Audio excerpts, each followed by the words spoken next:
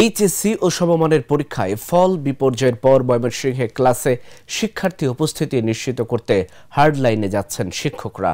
আগামীতে ভালো করার প্রত্যয় নিয়ে ইতিমধ্যেই তারা নিয়েছেন নানা পরিকল্পনা। নিয়মিত ক্লাস পরীক্ষায় অংশ নিলে আসবে প্রত্যাশিত সাফল্য বলে মনে করছেন সংশ্লিষ্টরা। আর ময়মনসিংহ শিক্ষা বোর্ড বলছে, ঘাটতি রয়েছে দক্ষ শিক্ষকের। প্রতিষ্ঠান পরিদর্শন করে দেওয়া হচ্ছে পরামর্শ। ময়মনসিংহ থেকে রিপন গোয়ালাভির পাঠানো তথ্যচিত্রে ডেস্ক রিপোর্ট। ময়মনসিংহ মাধ্যমিক ও উচ্চশিক্ষা বোর্ডের অধীনে এবারের এইচএসসিতে পাশের হার ৫১.৫৪%, যা গত বছর ছিল ৬৩.২২%। এমন ফল বিপর্যয়ের মধ্যে ময়মনসিংহের হাতে গোনা কয়েকটি কলেজ ভালো ফলাফল করেছে।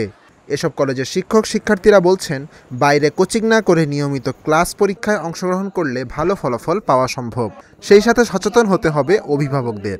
আমাদের ক্লাসে আমাদেরকে প্রপারলিভাবে স্যাররা আমাদেরকে প্রপারলিভাবে একটা টপিক এত সুন্দর করে বুঝিয়েছেন। আমাদের আলাদাভাবে মক টেস্টে, যেটা আগে অন্যান্য কোচিং সেন্টারে যে প্রত্যেকটা ক্লাসের শেষে যে পরীক্ষার ব্যবস্থাটা থাকে, আমাদের কলেজে আবার এটা খুব বেশি নজরে রাখছে যে পরীক্ষা বেশি দিতে হবে। কারণ একটা শিক্ষার্থী তখনই ভালো করবে যখন সে যা পড়ছে ততটা ঝালাই হয়েছে কিনা।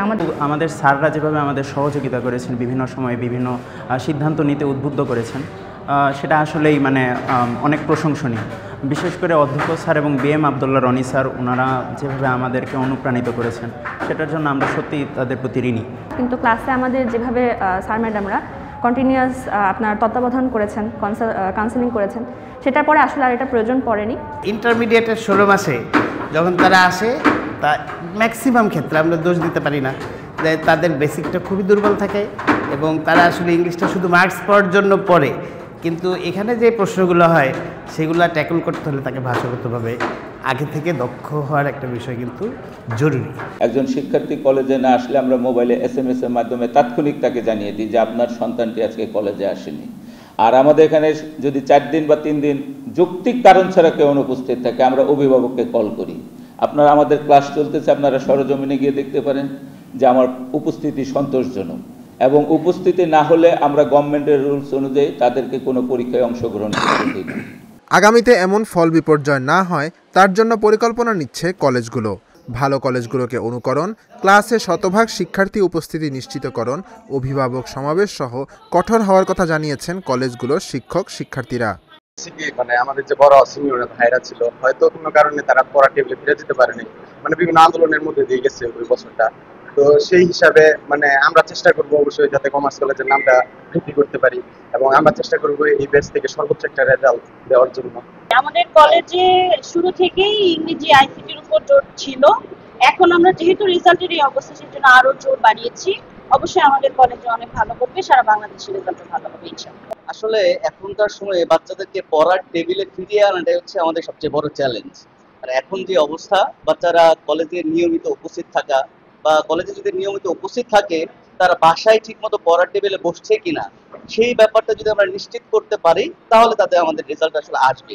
5 আগস্টের পরবর্তী সময় ছাত্রছাত্রীদের ক্লাসের প্রতি একটু অনীহা সৃষ্টি হয়েছিল। তারা বিভিন্ন আন্দোলন কর্মব্যস্ততা ছিল, এবং আমরা জানি যে বর্তমানে অনলাইনের ব্যবহার, বিশেষ করে মোবাইলের যে ব্যবহার, সেটি অনেকটি অন্যতম কারণ। তার চেয়ে সবচেয়ে বেশি তার বড় কারণ হলো যে বছর ইংরেজি আইসিটি এবং অ্যাকাউন্টিংয়ের ফলাফল বিপর্যয় হয়েছে। সকল কলেজের মতো আমার কলেজে একই ঘটনা ঘটেছে। সেটির অন্যতম কারণ হল নির্বাচন পরীক্ষা, টেস্ট পরীক্ষার পরে তাদেরকে যে আমরা প্রতি বছর স্পেশাল কার্যক্রম যেটি করি, যেটি কোচিং কার্যক্রম বলা হয়, আমরা তাদের নিয়মিত পরীক্ষা এবং ক্লাসের ব্যবস্থা করে থাকি। এই বছর তাদের সেই উপস্থিতিটা আমরা নিশ্চিত করতে পারি না, বিভিন্ন পার্শ্ব প্রতিক্রিয়া বা পরিবেশের কারণে, পরিবেশগত সমস্যার কারণে। শিক্ষা বোর্ডের পরীক্ষা নিয়ন্ত্রক বলছেন, ফল বিপর্যয়ের অন্যতম কারণ ইংরেজি, আইসিটি এবং হিসাব বিজ্ঞানে ফেল করা। দক্ষ শিক্ষকের ঘাটতি পূরণে প্রতিষ্ঠানগুলো পরিদর্শন করে ব্যবস্থা নেওয়া হবে। 3টা বিষয় দেখছেন। এই 3টা বিষয়ই হলো অধিক পড়াশোনার বিষয়। সাবজেক্ট হিসাবে কমার্সের জন্য অ্যাকাউন্টিং একটা ভাইটাল সাবজেক্ট, আর 3 গ্রুপের জন্য ইংরেজি একটা ভাইটাল সাবজেক্ট, আবার আইসিটিও সেম, অলমোস্ট সেম সবার জন্য।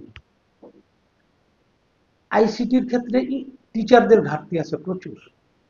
সাবজেক্ট খুলেছে বাট টিচার নিয়োগ নেই, ফলে অন্য সাবজেক্টের টিচার দিয়ে আইসিটির টিচিং লার্নিং হচ্ছে। এতে করে আমি মনে করি যে আইসিটির টিচার যতটা ইনপুট দিতে পারতো, সেটা অন্য সাবজেক্টের টিচার অতটা পারে না। ময়মনসিংহ মাধ্যমিক ও উচ্চশিক্ষা বোর্ডে ইংরেজিতে 38.09%, হিসাব বিজ্ঞানে 41.2% এবং আইসিটিতে 28.78% শিক্ষার্থী ফেল করেছে। এছাড়াও 15 প্রতিষ্ঠানে পাশ করেনি কোনো শিক্ষার্থী। Dhaka journal, news desk.